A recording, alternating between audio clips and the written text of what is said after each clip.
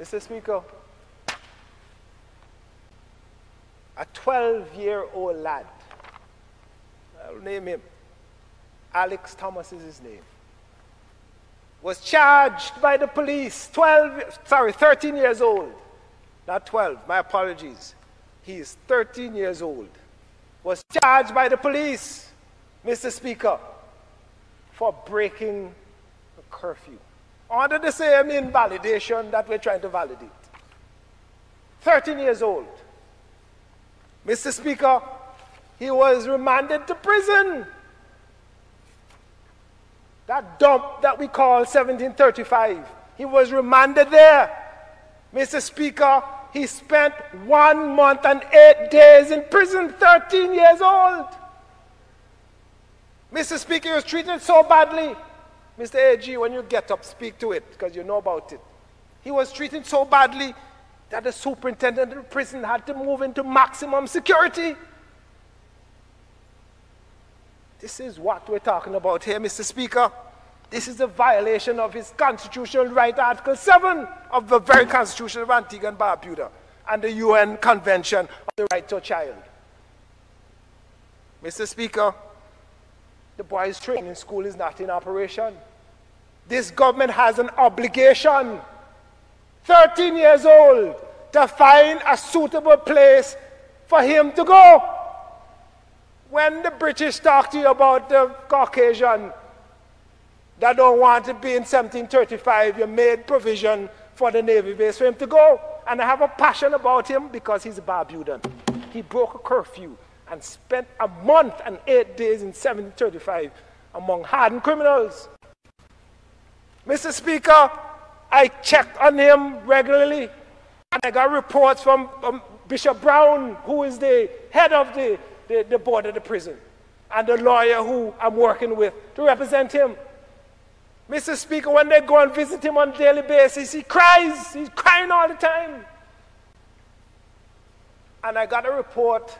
I came here yesterday, 2 days ago. And the report I got, all of a sudden, this boy has changed. He's now stiffened up and so on.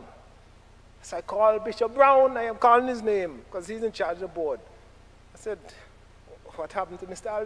Little Alex? He said, oh, Mr. Walker, the only thing I can tell you, I mean, being in prison with all these hardened criminals, you know, he's now taken on the form of who's in the prison. Mr. AG and Mr. Prime Minister, a shame. You have a right to provide a proper place for these people.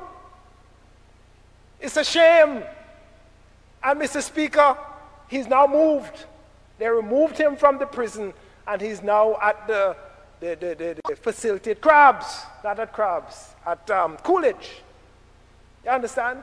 I mean, come on. Where we were in a 2x4 country, boast and brag about everything, and we're in this situation. Mr. Speaker, that cannot be right.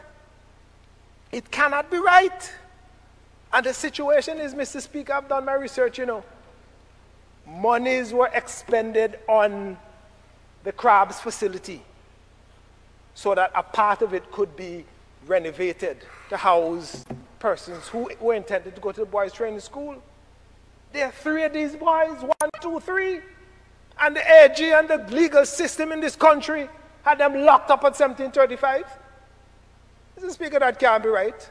And they were charged by the police on this nullified, invalidated act that we're trying to validate today.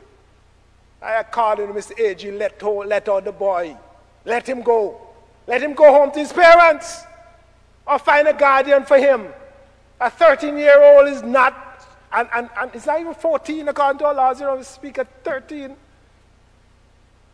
Suppose he sues the government, his parents sue the government. You have money to pay him? You're acquiring lands to do this and do all, you have money to pay him? So, Mr. Speaker, I don't want to be very long on this, but I'm saying to this government, we keep making mistakes over and over and over and over. And it's time that you get something right in this country.